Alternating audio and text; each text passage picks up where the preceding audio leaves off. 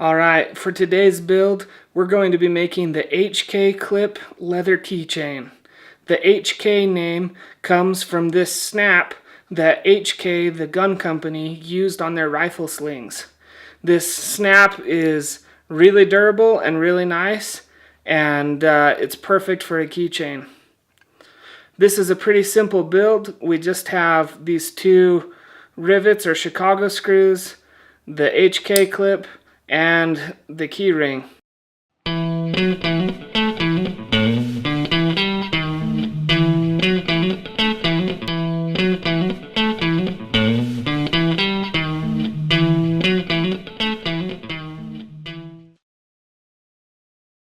This keychain is designed to tuck your keys into your back pocket to reduce noise and movement, but you can also tuck them into your front pocket if your pants will reach.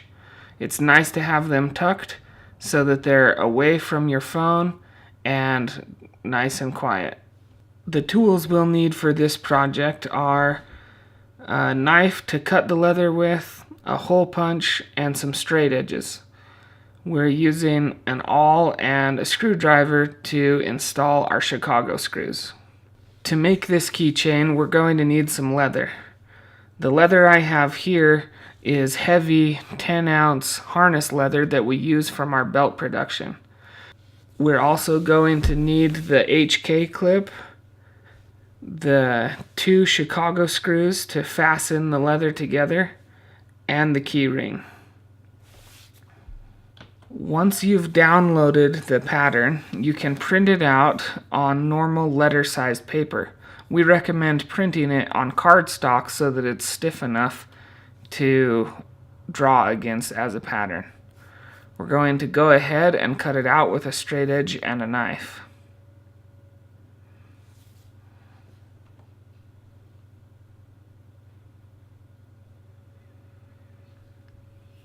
We punch our holes in our paper patterns with our leather hole punch. Some people have a problem with using leather tools on paper, but we figure it's all the same and it's all part of the process of making the product.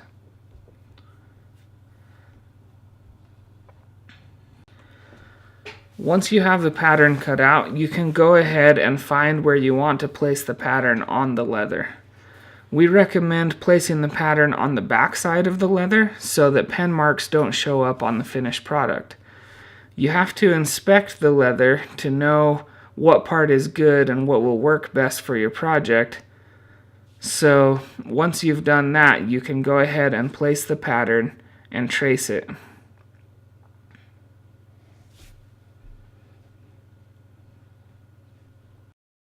This is a strap cutter that we use for cutting straps a lot, and I'm going to set it here at 1 inch to match our pattern, and I'm going to use it to cut the leather just to make things a little more consistent.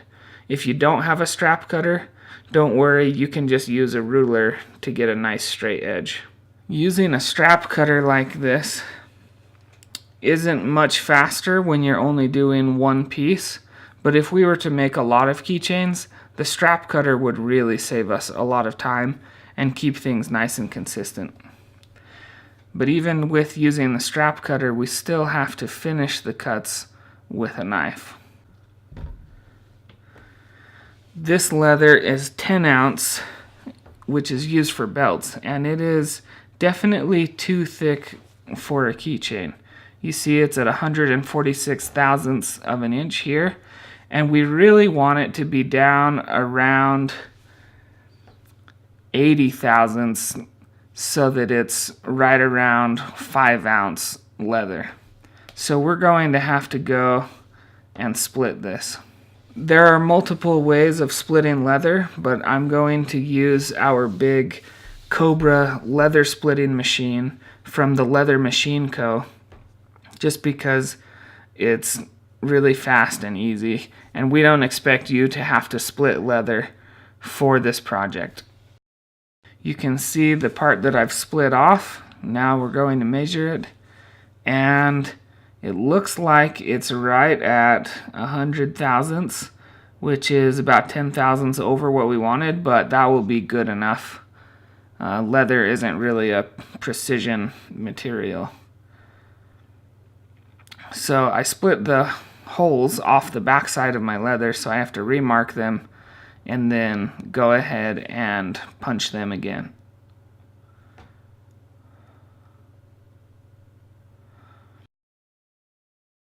Now that we have the holes punched, it's time to decide what is going to be the front and what is going to be the back of the keychain. The nicer area we should save to be the front, although the left side is where we're going to put our brand and make it the back. So we're going to go ahead and take this part that's on the right and flip it over so that we can put our brand on the back and have a nice clean piece of leather on the front. I've just finished laser engraving our logo onto the back of the keychain. If you don't have a laser, that's no problem. You can always use a wood burner to burn your initials in, or you can use a stamp, or there's a lot of different marking methods for your keychain. We use a small stiff dauber to die the edges of our leather projects. The smaller and stiffer the better. You can see here I've got a small and a medium-sized dauber for size comparison. When you load the dauber with dye, it's good to press the dauber around the rim of the bottle to get out any excess dye, so that when you shake it, no dye will come out of the dauber, which lets you know that there's not going to be dye dripping all over your leather work as you dye it. You just want to go down the edge with nice even pressure, and a lot of times we'll kind of dye on one edge or the other first, and then you may have to come back and finish it up a little bit better. You can see here that we didn't bevel the edges at all because this leather is thin and the keychain doesn't really need to be beveled.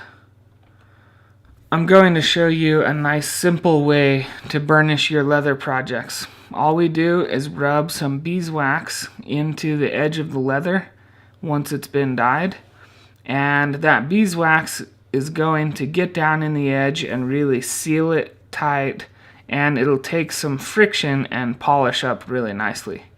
So once we've covered the whole edge in beeswax, we're going to go ahead and take this piece of canvas and rub the wax into the leather. As you can see, we've used this canvas a lot, and it's been one of our best tools for getting a really nice polished edge on the leather. Burnishing is not only for making the projects feel smooth and finished, but it also seals the edge of the leather and gives it a nice consistent look and makes it last longer because it keeps water out of the edges, which is especially important on belts and things like that. Now that we've got the leather all finished with all of the holes punched, the edges dyed, and the edges burnished, we're going to assemble the keychain. To assemble it, put the HK clip on the end that's opposite of your brand, then put the key ring on the other end. Then you can fold over the top side and match up the holes, and then fold over the back side and match up those holes. Now we're going to use this awl to widen these holes because they're not quite big enough for the Chicago screws that we're using.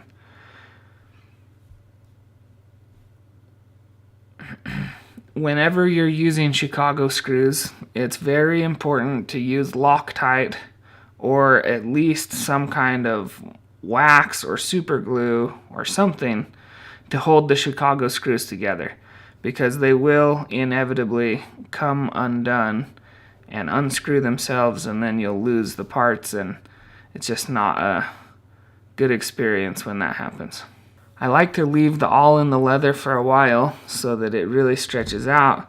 Then I hurry and force the Chicago screw through the hole, and I am really careful to keep the Loctite off of the leather, because it will stain the leather if you get it on your hands and then touch the leather. One thing that we always try to do is match the direction of the slot on the Chicago screws across all the Chicago screws that we install on a project. So these ones, we're going to make them all be vertical with the keychain. Just gives it a nice finished look.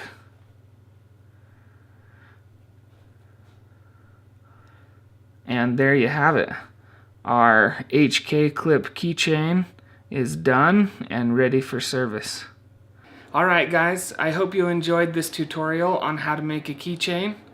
If you want to purchase this pattern, you can find it at workshop.ruggedmaterial.com.